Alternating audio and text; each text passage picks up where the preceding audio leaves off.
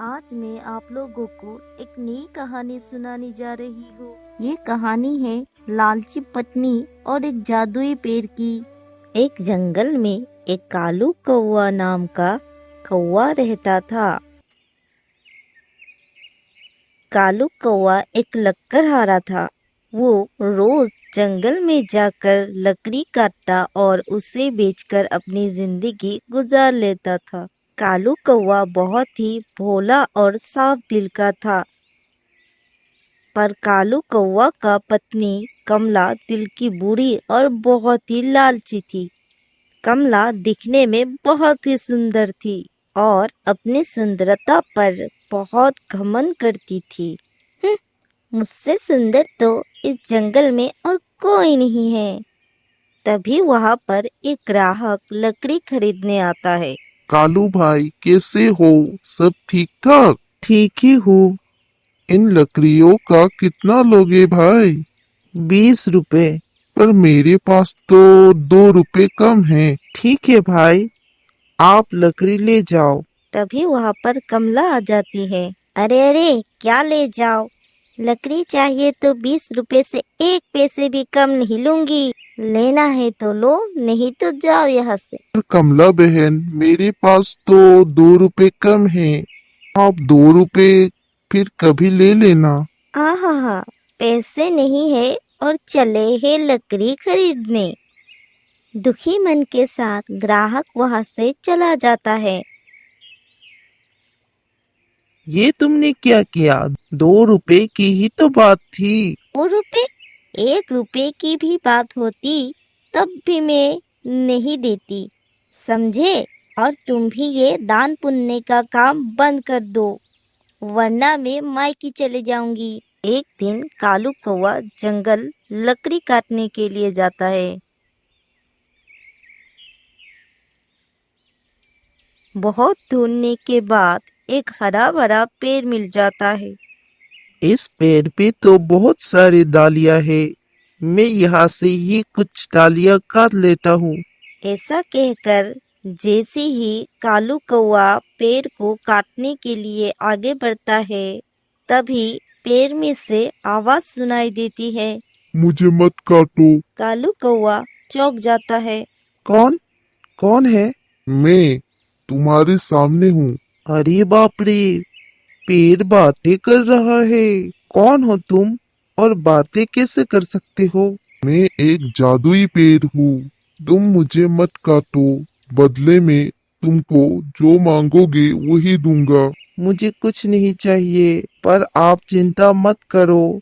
अब मैं आपको नहीं काटूंगा। तुम बहुत ही अच्छे हो और दिल के साफ भी, इसीलिए मैं तुमको कुछ देना चाहता हूँ। ऐसा कहकर पेड़ ने कालू कौवा को एक सोने का कलश देता है। ये कलश ले जाओ। हर सुबह इसमें एक सोने के सिक्के मिल जाएंगे, जिससे तुम आराम से अपनी जिंदगी गुजार सकते हो।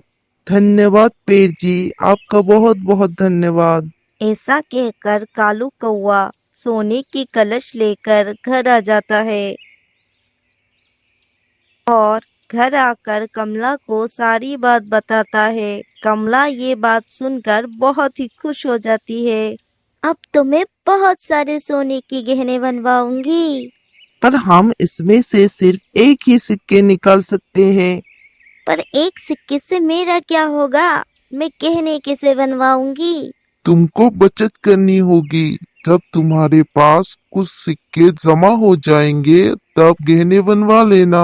ठीक है, मैं जानती हूँ मुझे क्या करना है। मुझे मत समझाओ। कुछ दिनों बाद कमला की लालच बढ़ गई और वो सिक्के जमा होने तक सब्र न कर सकी। मुझसे और सब्र नहीं होती। जब कलश हमारा है तो मैं एक ही सिक्के क्यों निकालूं?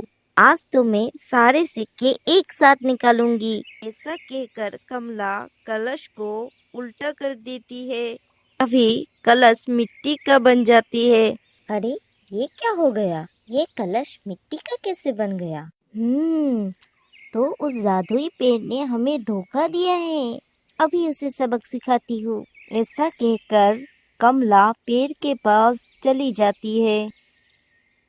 अरे वो पेड़, तूने मेरे पति कालू को धोखा दिया है। मैंने कोई धोखा नहीं दिया बेटी। आहा, मिट्टी की कलश देकर कह रहे हो कि कोई धोखा नहीं दी है। वो तुम्हारी गलती की वजह से हुआ है बेटी। वो सब मैं नहीं जानती। मुझे अभी के अभी सोने की कलश चाहिए, वरना मैं तुम्हें काट दूंगी। ठीक है बेटी, मैं तुम्हें सोने की कलश दूंगा, पर उसके लिए तुम्हें अपनी प्यारी चीज खोनी होगी। जो भी हो, उससे मुझे कोई फर्क नहीं पड़ता। तो ठीक है बेटी, घर जाओ, वहाँ तुम्हें तुम्हारी कलश मिल जाएगी। ये बात सुनकर कमला खुशी खुशी घर चली जाती है। जैसे ही कमला घर पहुंच जाती है, तब कालू कौवा कमला को नहीं पहचान पाती, क्योंकि कमला अपनी सुंदरता खोकर बदसूरत बन जाती है। ये आप क्या कह रहे हो? मैं आपकी पत्नी कमला हूँ। नहीं नहीं, मेरी पत्नी कमला तो बहुत ही सुंदर है। मैं तो आपको पहचानती भी नहीं।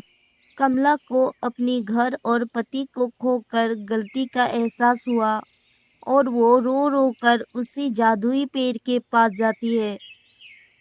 मुझे माफ कर दो, मैंने लालच में आकर अपना सब कुछ खो दिया है। मुझे मेरी सुंदरता जाने का दुख नहीं, मुझे बस अपनी पति और घर चाहिए। मत रो बेटी, तुम्हें अपनी गलती पर पछतावा है, इसीलिए मैं तुम्हें तुम्हारी सुंदरता वापस देती हूँ। आपका बहुत बहुत धन्यवाद। वापस घर जाकर कमला कालू कौवा को सारी बात बताती है। उस दिन से कमला अपनी लालच छोड़कर कालू कौवा के साथ खुशी खुशी रहने लगती है।